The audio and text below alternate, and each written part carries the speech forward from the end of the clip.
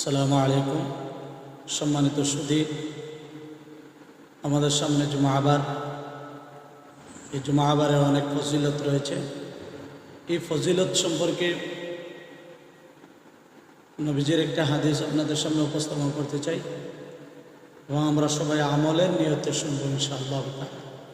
আগে হাদিসটি শুনি। قال رسول الله صلى الله عليه وسلم من اغتسل يوم الجمعة ولبس من أحسن ثيابه ومس من طيب إن كان عنده ثم أتى الجمعة فلم يتخطى أعناق الناس ثم صلى ما كتب الله له ثم أنصت إذا خرج الإمام حتى يفرغ من صلاته كانت كفارة لما بينها وبين